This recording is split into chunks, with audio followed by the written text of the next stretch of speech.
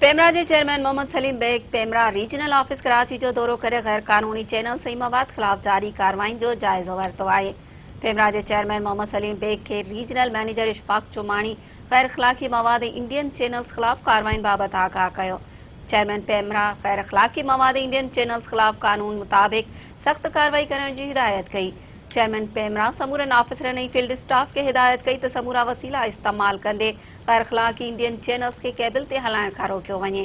Chairman PEMRA Saleem Baig cable operators के YouTube या के बि गैर कानूनी ज़रिए खां गैर कानूनी मवाद नशर करण ते फौरी तौर कार्रवाई ते ज़ोर भरियो।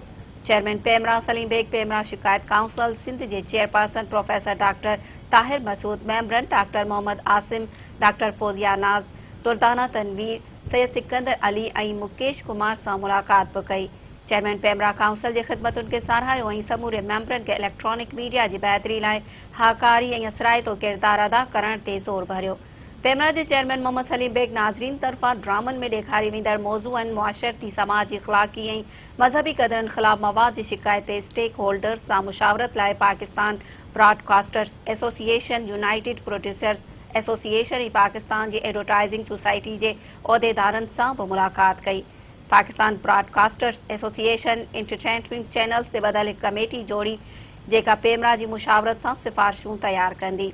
उन मौके ते director general operations Mohammad Farooq, director general licensing Wakeel Khan, general manager media इत्तलात मोहम्मद ताहिर भी मौजूद हो।